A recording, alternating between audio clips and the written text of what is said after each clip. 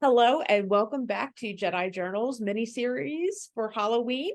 I have Jasta T'Kara with me on the line. Hi. I love the background differences. Mine's kind of like this dark and creepy kind of background, even though you all know I'm not actually here, but it's this dark and creepy background. And hers is so ethereal and beautiful. And now that I see the ivy in the background from the last episode, maybe it's not as ethereal and nice as I thought it was. Now you know. Now you know Now what I babies are. know. I do. So today's episode, we're going to go with connecting with your Force ghost in your past and whatnot.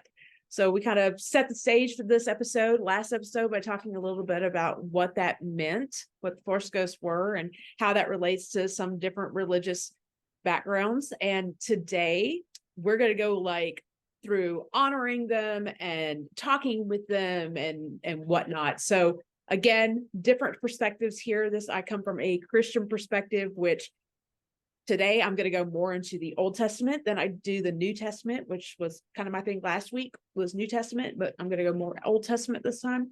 And our druid and druid background. I don't know if she really wants to say that she identifies as a druid, but Yep. No, I'm a practicing druid.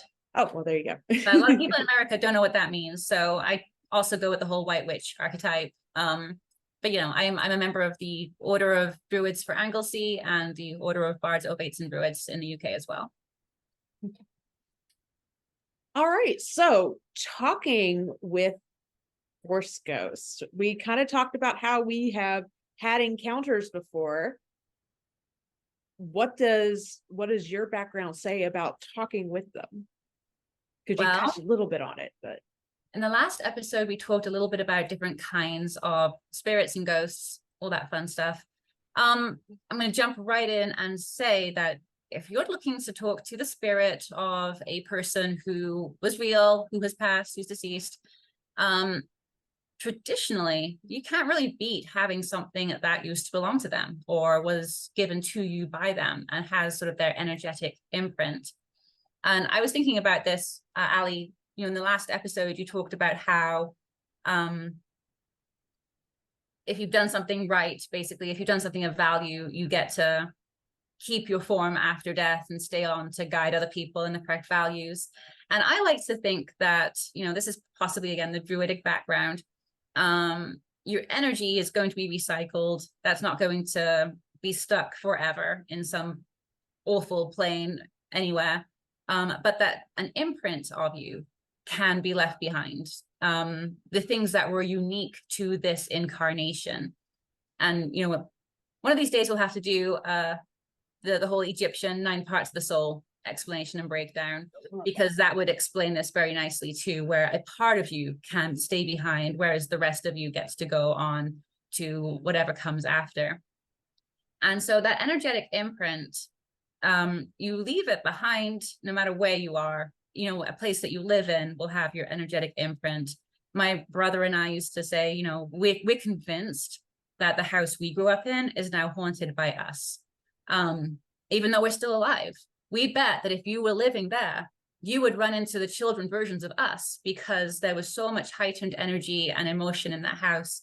Like you, I don't come from a very pleasant background. So there was a lot of fear. There was a lot of unpredictable behavior happening in that house. And we are convinced that we left an energetic imprint of those 2 frightened children. So if you were to live there, you would see that. So then when a person's passed on, if you were close with them, if you have something that belongs to them, that's kind of an automatic channel to focus on that energetic imprint in this world and use it to invite that energetic imprint to come from the other world into this one again. So with my grandmother, for example, I have her engagement ring. Do you know how much emotion and magic exists in that ring? Of course, happiest day of her life, I have her wedding ring. So much joy, so much happiness, so much positive emotion. And then I have a silver locket that she gave me when I was baptized. And so it's like with these 3 items of sympathetic, energetic similarity, I can pretty easily create those channels to speak with her. And so when someone wants to talk to a deceased member of their family with me as the medium, that's the first thing I'll ask is, do you have something that belonged to them, that was dear to them, that carries a lot of their emotion, that carries a lot of who they were as a person, that had meaning for them? And the stronger it is, the stronger that energetic imprint is, the easier it is to reach out to them. Yeah, it's kind of, I was kind of giggling over here and laughing at you saying the whole imprint on the thing. Because my husband's convinced that we've done that in the room that I'm in right now. He'll hear me calling out his name when I'm not there. It creeps him out, and it's usually somewhere in the middle of the night when I'm not awake.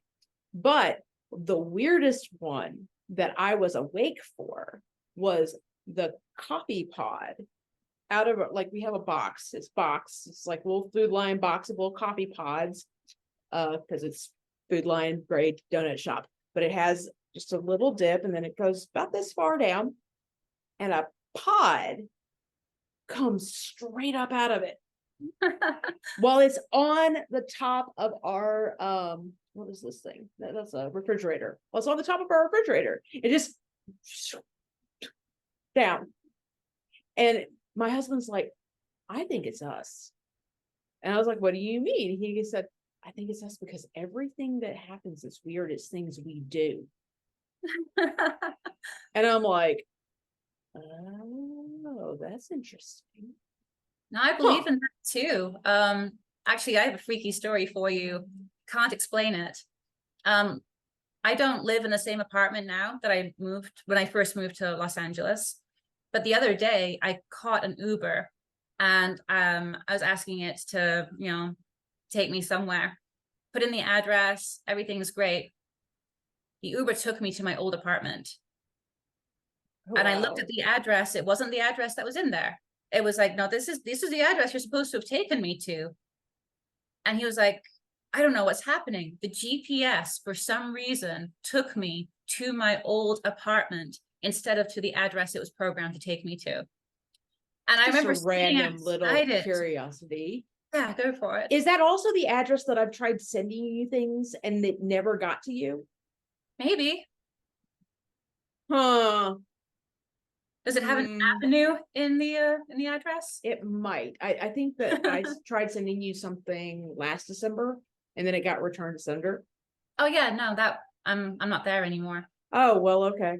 But it was last December, funny enough, actually, that this happened. Oh my goodness. Wow, that is crazy.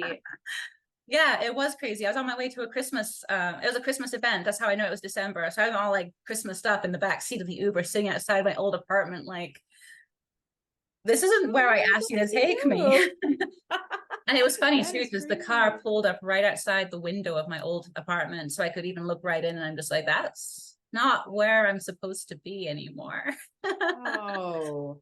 So I think that's weird. Something, I don't have an explanation, drew me back to that place, to the point where the GPS took me back to that place. That is nuts. Yeah, it was very spooky. Wow.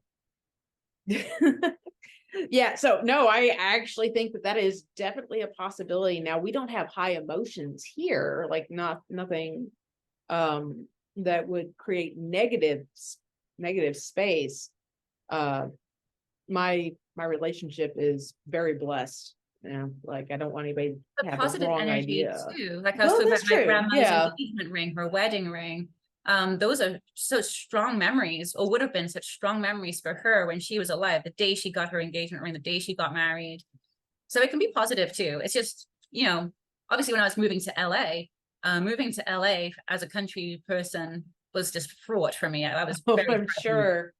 It's also the place where I lived during the COVID pandemic. So there's all of that fear, all of that isolation. And that's one of the reasons I wanted to move out of there. I was like, this place has become I don't want to say a dark place, but it had become a place that had more fraught emotion than positive emotion. And that's kind of why I'm like, I'm going to get a new place, bring all, You can see it. You can see the new imprint that I have. Ivy in the background. Oh yeah.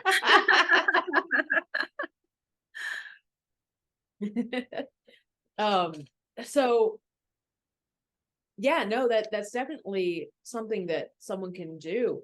And I guess from the Christian perspective, you're not supposed to engage with the dead.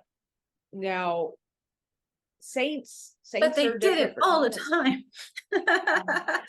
Sorry, carry on. No, you're not wrong. Um, so last episode, towards the end, you were talking about how like there's a difference in translation where it's, thou shalt not let a witch survive or yeah, the suffer to live. There we go. And thou shalt not let a witch to suffer to live. And then the difference is poisoner. And so there's this story. So we don't see that as a commandment in the 10 Commandments. We see that come up in Leviticus.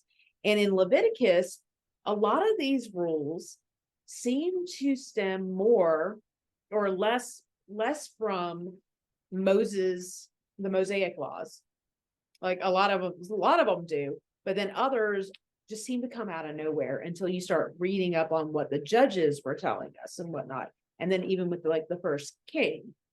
So Saul was the one that went after witches. And in this specific terminology, a witch was somebody who interacted with familiar spirits. Oh, wow. So witch was actually supposed to be a word that meant medium. It wasn't supposed to be people that dealt with herbalism. That was actually another word that was for sorcery, which used the word in the Greek pharmakia, which is where we get pharmacy from. And that one gets murky. Like a lot of questions get really murky when you start looking at what really was allowed and what wasn't allowed, because you look at, okay, pharmakia is this, but then you see Peter say, oh, you can have a cup of wine to heal your ulcer. And you're just like, well, what's the difference? What are these that we don't know? Even the second commandment or third commandment, second commandment. First one's God, the other one's graven images. The graven images one doesn't make a whole lot of sense when we look at the staff that Moses created, because it seems to go right in the face of it. And the Ark of the Covenant goes well into the face of it. Well, and now the use of the crucifix in churches, where it's like that's an image that's not actually Christ. Right. And one person could say, okay, well, but if you look at new law based on what Peter gave to the Gentiles, that one, I don't think that one was actually in there. The graven images one wasn't really in there. They kind of combined it to be like, this is what it really meant. The first two. And then, so you could say that, except that, like I said, the problem is that Moses himself seems to violate that law. He doesn't violate any of the others, but the graven image one seems to be in violation. So we don't really know what's going on there. It's almost even curious as to whether or not he just added that one in when he went up the mountain the second time because of the golden calf. Like, was that one on the original tome? Was it really just 9? And then he was like, you guys put a golden calf together. Let me just in there. God, are you okay with me writing this in here? Sure. Go ahead. It's gotta be in line with Moses' personality. When you think about it, he's all like, you guys want water? Here's your water. Right? Exactly. And then God gets angry at that. Right? So we see Saul, who's the one that says we need to kill these witches because they're turning people away from God. And that's really the big draw there. They're turning people away from God. They are putting things above God and seeking them out.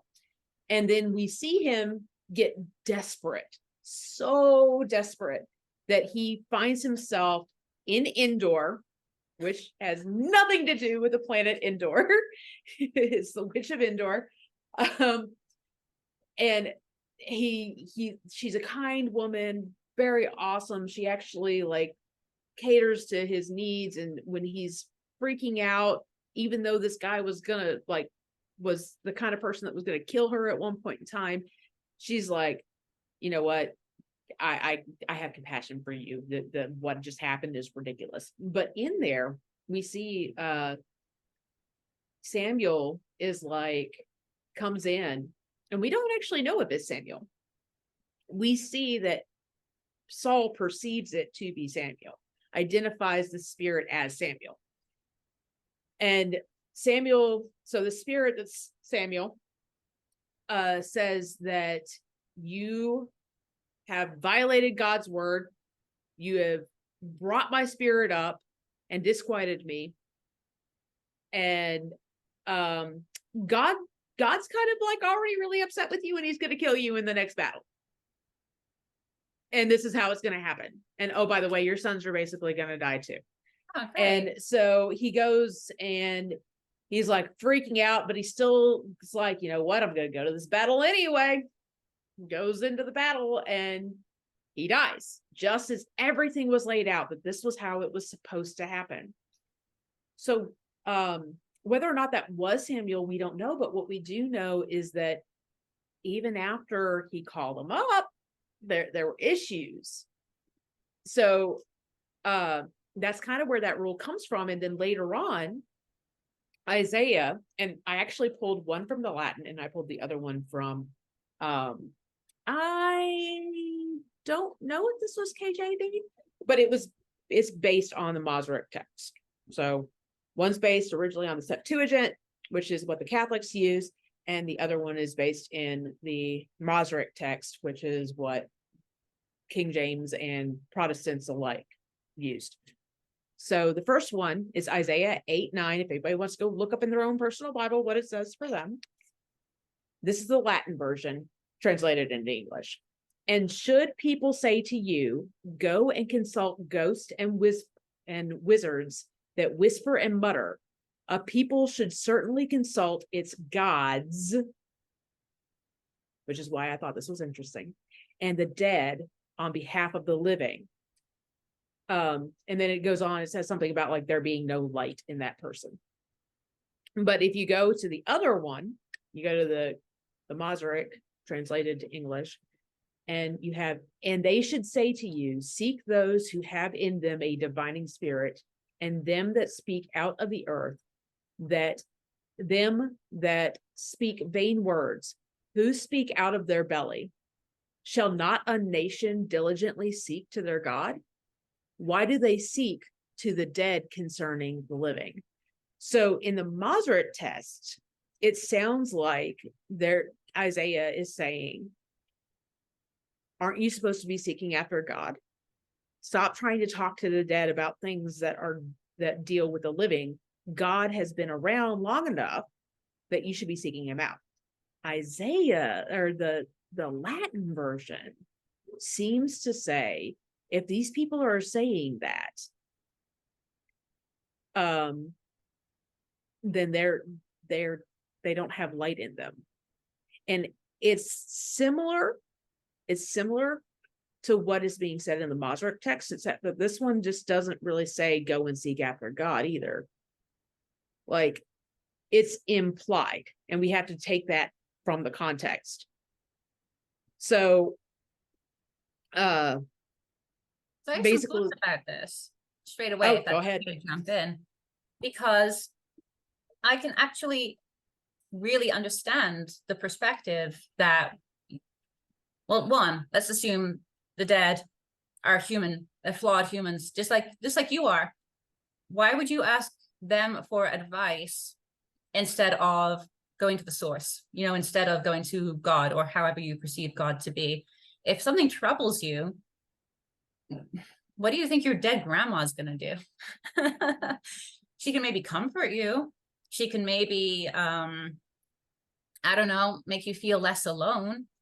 But if you really want help moving through that, moving forward, then yeah, your deity is probably a better choice for that.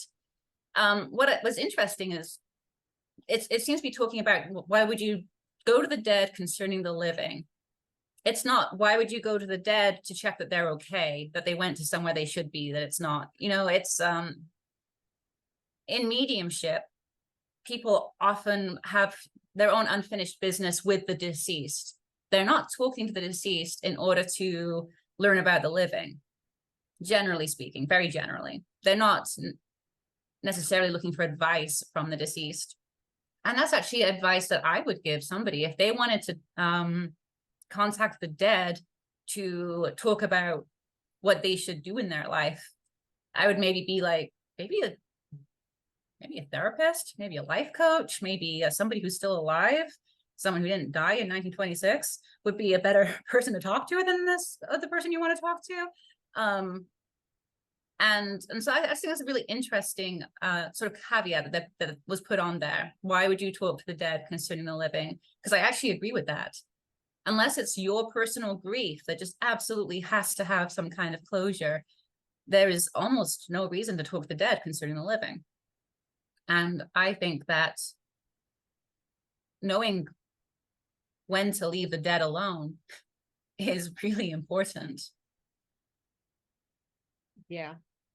Yeah, that kind of really goes back to the whole Samuel thing, because he tried every which way to kind of communicate with God, and he couldn't get in communication with God. And so his last resort was, well, I guess, Samuel, you're the only person that I ever knew that could talk with God at all. You're the most holy person. Kind of like that whole, hey, I know who's a Force ghost. Samuel's a Force ghost. I know that guy. You'll talk with me, right? Please help me. Which Saul's an interesting character, because, and maybe one day you and I can do like a whole series on the Bible, but Saul specifically, I always wondered what could he have done differently, because it seemed like he was screwed altogether after Samuel died. Like Samuel tried, and then God sent nobody else to Saul. No, but here's the thing. That's like a cautionary tale, right? Mm-hmm. Because we see this in our real lives, our mundane lives too. The amount of people who think they need a priest to talk to God for them, they think that they need that third party to talk to God for them. And very much the message of the Bible is that actually, if you learn to sit and listen and be quiet, God will talk to you too. But Caroline Myss actually has a really great chapter in her book, Entering the Castle, about why most people don't want to hear God. She talks about how there's a sort of a latent fear that if you are called, you will be called to do things that scare you. The idea that you might have to move to a different country, sell your house, give up all of your creature comforts to go and do something uncomfortable. She said it's very, very frightening on a very primal level for all of us. And so we actually have this instinctive tendency to keep ourselves busy, to shy away from the potential of being called. And I just thought that was absolutely fascinating. The average person does not want to be called. They might think they do. They don't actually, though, want that direct channel to God, because what will they do if God asks them to do something they don't want to do? How would you ever be able to deny that it was God if you knew it was God talking to you? How would you ever be able to then call yourself a woman or a man of faith if you knew you'd been called and you said no? She said that it's too risky. There's too much wrapped up in it. So most people just don't want to talk to God. Yeah. No, and I can kind of relate, but I relate on a different level. For me, as I said in the last episode, I encountered an angel of the Lord, and my fear has always been that I won't recognize that he actually is talking to me, because Ezekiel talks about foolish prophets, and that has always been my fear. Am I foolish in following my own spirit instead of actually listening to what God had? So if there was a third party that I could trust, and they could just give me that like assurance, like I could give them a trial of the fleece, and then they could prove it to me that they are of God, then I could trust them, and I could say, okay, I just need you to help me learn when that voice is not me and when that voice is me. That's all I need. So I've told people, they're like, oh, I wish I had an experience like you. And I'm like, no, you don't. Because now at least you don't know the difference between, or you don't know that you might be foolish. So like lots of things on that one. That's a whole bag of, again, if we ever do a Christian series. No, well, you know what? I might be foolish. I'm okay with that. I actually had the experience that was in I think it is the book of Samuel, where he describes being woken up from the night by a voice calling his name. Oh wow. And Yeah, it was Samuel. and I woke up and I was staying at a friend's house at the time. I was kind of homeless. I was living in a room of somebody else's house. This is in my 20s. And I was asleep, dead sleep, and I heard someone call my name, and I woke up, I bolt upright, kind of wake up. And I went into my friend's room. They were asleep. I woke through the house. There was not a single other person in that house. And because I had read the book of Samuel, I was like, whoa. And I had that kind of like, whoa, tingly feeling of like, actually, I know what's happening right now. And so that night, I didn't go back to bed. I went to my room and I prayed. And I said, just here I am. I'm listening. I am here. I am listening. And then since then, very sporadic. It's never, ever predictable. It's not something I can control by any stretch. But when my father died, I fell into a very strong depression. It was pretty bad for a while. And I woke up one morning to a voice in my room saying, "Why are you letting this moment stand upon you?" And I was like, whoa. And I woke up to that. And oh wow. of course, no one in my room. And I knew. And there was another incident too, where I was upset about not being a mother. And I cried. I was crying, and I prayed while I was crying, and I said, God, I would have been a great mother. Why isn't this going to be my path? And I heard clear as day, the world is full of my children. If you want to be a mother, be a mother. And when it happens, it's like, it's not what I want to hear.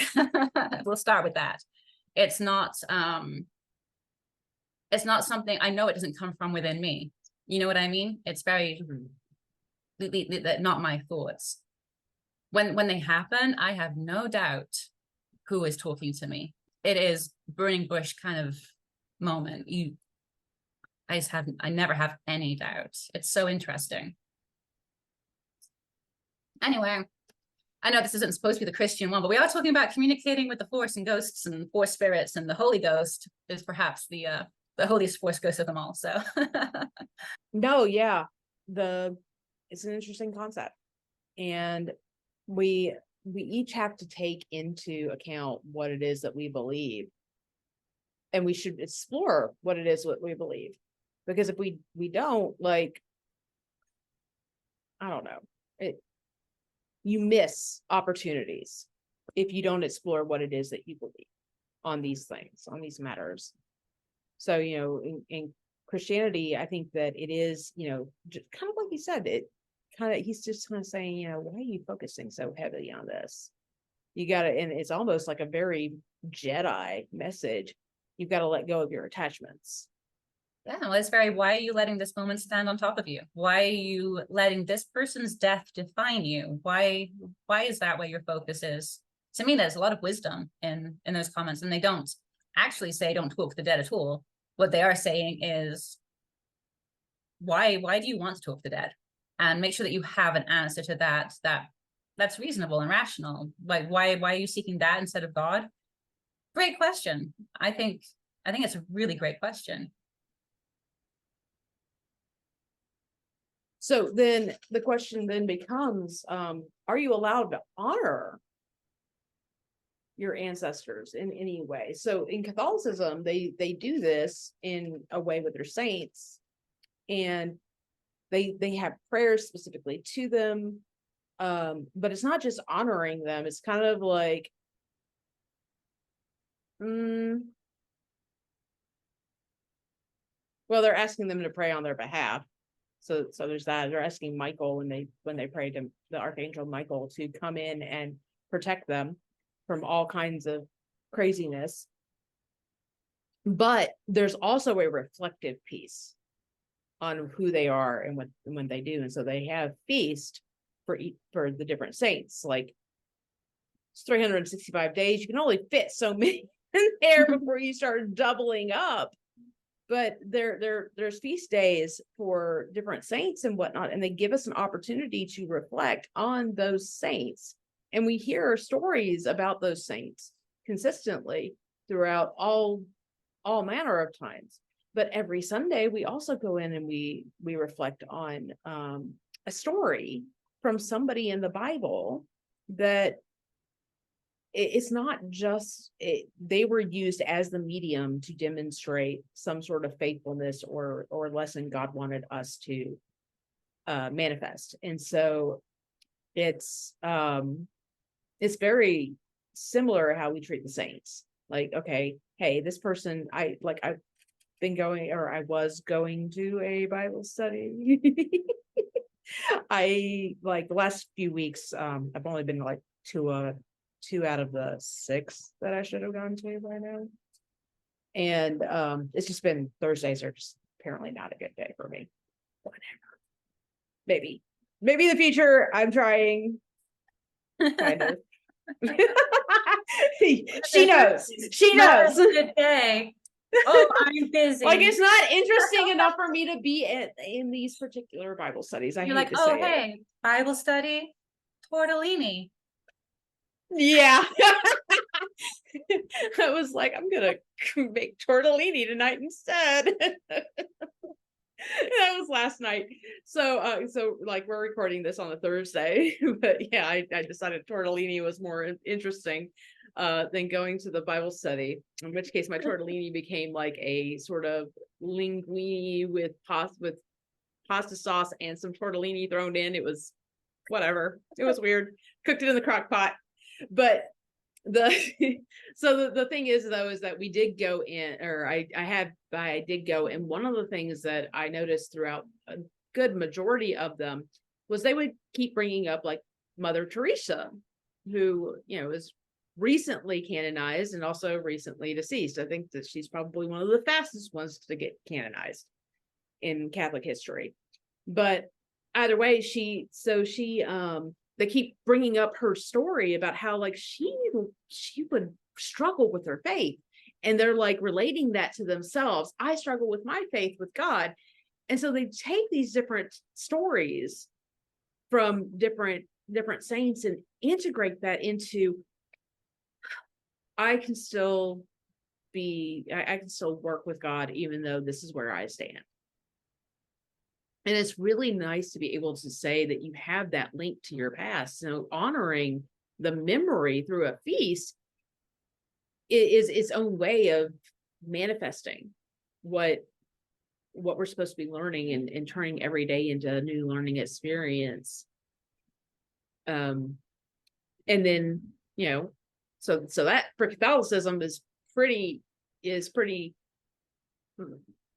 not really periodical, like every day. Like you could do that every day. You can find which saint's the day and then be like, hey, what am I going to learn from that saint today? And then some of them are more yearly or around the year. So the wheel of the year is what's used in pagan terminology. Is that a term that you use in Druidry? Yes. Yeah, we use, well, this is funny. The cross quarters is the same. Oh, we have different names for them, usually the Welsh names like Alban, Alfred, and things like that. But we don't go by, say, Samhain being on October 31st. Samhain occurs on whatever day the sun is 15 degrees in Scorpio. And it's actually the 4 parts of the Sphinx again cropping up. Beltane is when it's 15 degrees in Taurus. Samhain, Scorpio. Emolk is Aquarius, and which one I forget? Leo, of course. I never remember that name either. Oh, I'm drawing a complete blank. The August one, which is Lammas or Yeah. Lunasa. Okay. So in those, I know that it's celebrated for most of the time people celebrate deities. As and other than Samhain, how did you say it? Did you Samhain. say it Samhain? Samhain. Samhain. Samhain. There you go. Samhain. Okay, there we go. I've been saying it wrong all these years. Yeah, At least I've never said Sam Hain, so Samhain. So for that one, I know that there is the component of being able to interact with the dead, but for like some Germanic cultures, that wasn't really what it was about. It wasn't necessarily about the dead itself, the dead themselves. It was more about like keeping the for lack of a better word, the demonic type forces from getting to you. And that's kind of where our Halloween traditions come from.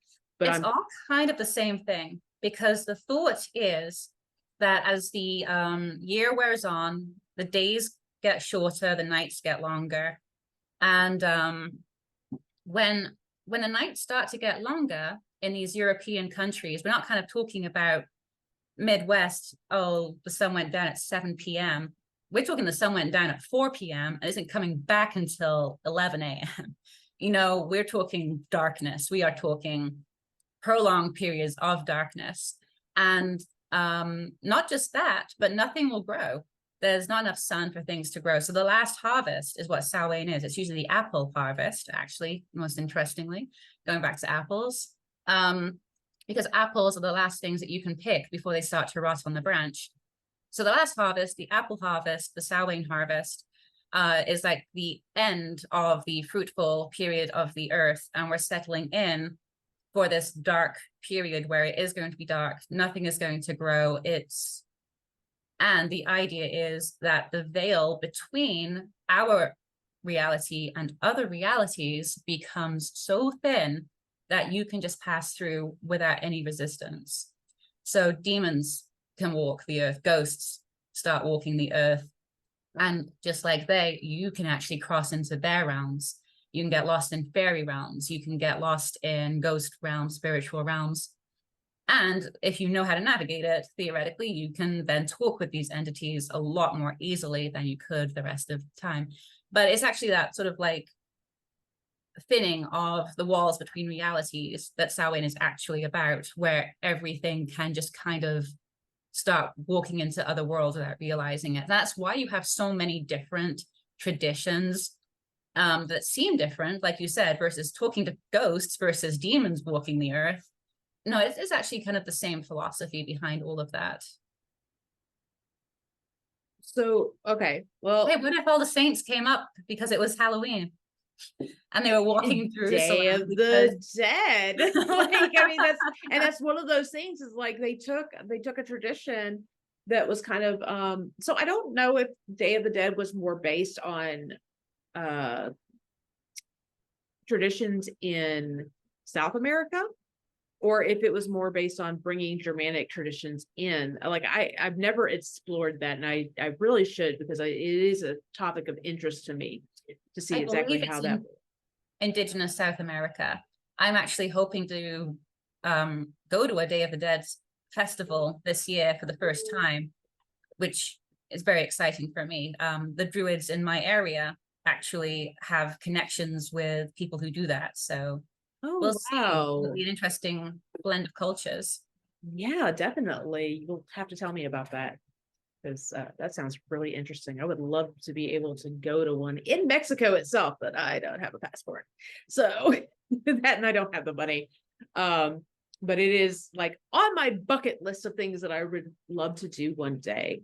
I don't know why, but all things that relate to those particular days, I'm really interested in. So honoring, is that the only time that we find we honor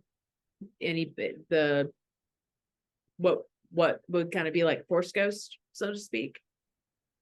I think in Druidry, yes, because Druidry actually has that focus on life, on what's living, on growth on, yeah, again, on life. The only reason that there's such, you know, and you have to remember too, is like say the festival of Samhain kicks off the period of Samhain until the winter solstice. So that whole period of the year is then spent in the contemplation of that energy. Most of the time, why would you want to be stuck contemplating the energy of the dead or the ghouls or the demons or the ghosts? So it's not really a point of focus until Samhain, and then from Samhain onwards, it becomes a point of focus until the winter solstice. But having said that, I mean, part of nature is life and death and, you know, watering your gardens with blood. So there's, it's very balanced, I think. Again, in Druidry, when it's Samhain, that's when we focus on it. But any time in the year, you can say hi to your ancestors, you can acknowledge them. Whenever I'm going into a tournament, actually, karate tournament, I think of I always forget it, the Havamal, the Norse tradition of, you know, sort of like greeting your ancestors and saying, lo, I see my ancestors waiting for me in the halls of Valhalla, and maybe I will join them this day. And having that sort of like thought in your mind as you go into quote unquote battle. But very controlled battle in that case, but very controlled. So it's always appropriate to sort of call upon that energy, to ask the protection of your ancestors, to ask for the protection of those who've gone before you, or their wisdom or their guidance, if you think they were wise and can guide you well. So yeah. Okay. So, and I think that, you know, that kind of brings to mind things that Jedi can do in their day-to-day life. They can kind of look to that as in their own spiritual traditions, which is one of the beautiful things, even in Star Wars. If you read up in the books, which I don't read a lot, but I do use Wikipedia, so I like learn things from people, and then I go in and I look into them. Because I'm just not a fan of Star Wars. I don't know if anybody knows that. I am a Jedi, and I am more into Sailor Moon. And the pagan astrological symbols I see all around her. Yes. So like, but like in the Jedi community, or in the Star Wars universe, they pull together this idea that it doesn't matter what religious background you come from, you can still be a Jedi. And so sometimes what they would do is they would actually send out Jedi to their home worlds and have them learn about the spirituality, and then bring that into a melting pot, like that idea into their own version of what it meant to be a Jedi, and manifesting how they work with the Force. And so in the Jedi community, you can do that with these different traditions that you pull in, and I think that really, like, not only do you need to know what you believe, you kind of also need to know what the background that you're in believes, so that you can distinguish whether or not that's something that you want to incorporate into how you balance things out. So for Catholicism, maybe not really communicating with the dead, but remembering the story of what that person was. And this is one of those things that really kind of happens inside of this labyrinth of release that I built some years ago as a funerary ritual that now you can do via a guided meditation. And I may or may not do that this year. I want to, but I got to figure out my schedule and when I can do it. And what you do in there is you start out and you start living the story. And I like the idea of like pulling something that is close to somebody that you knew, if you want to connect to a specific person, as Jasta was pointing out earlier, is like from her tradition, if you have something that's really, really the more strongly energetic, that could be like you take that with you into the meditation, hold it to you when you're like eyes closed or whatever. And so you walk in the labyrinth, and that labyrinth is your story with the person. So whatever is revealed to you, either mental construct or through the Force, whatever you want to believe it is, it's how it's revealed to you. tells you that story of what it was like being with that person. And then when you get to the center, you can either you meditate on what that is and what lessons you're supposed to be taking. Now there's a more recent addition was a forgiveness ceremony where you get an opportunity to apologize or to forgive the person. This is kind of that means of letting go. You're not really, having that conversation. Hey, what can I do with this? This is about letting go of the attachment and learning. And so you have that opportunity to ask or give forgiveness. And then when you walk out, you're taking whatever that lesson is that you learned, you're taking that lesson and you're trying to figure out how you're going to incorporate it into your life as you're walking out. And then when you get to the end, you have a final opportunity to say something either to your God, to the person that you were seeing in there, to the force, whatever. And then you blow out the candle that you have, which I haven't told you all the details, but you have a candle. You blow out the candle and you say, I now release you into the force, being the person that you walked with in this ceremony. And then you step out, you say, and I step back onto my journey with newfound strength. And this is kind of one of the ways that I thought would be a really good methodology of Jedi incorporating those lessons of what we teach in the community, as well as honoring how somebody looks at their religious path. But it's one way that Jedi can do it. Doesn't mean it's the only way, but I'm curious, like that one took me many years. And Jasta, I know you've been in the community for a long time. Have you ever considered what it would be like for Jedi specifically to engage with the idea of Jedi philosophy and honoring the dead, or even communicating with the dead? Absolutely. I think that I've actually done the work that you're describing there. I've done I think it was the forgiveness one. And first, I think that if you feel like you need a third person to help you do these things, that's wonderful. But if you can learn to them for yourselves, that's wonderful too. And I think that I shouldn't say all, I think a lot of us come to the Jedi community from troubled backgrounds. And as we're getting older in the Jedi community, our parents are going to die. The people who hurt us in the past are going to pass on. And that perhaps it's just that we're coming into an era of Jedi where we are becoming adults, where, our parents are passing or becoming, even if they're not passing, they're becoming frail, older people who perhaps want our care. And, as Jedi, we fall into the question of like caring for this person who was horrific to me when I was a child.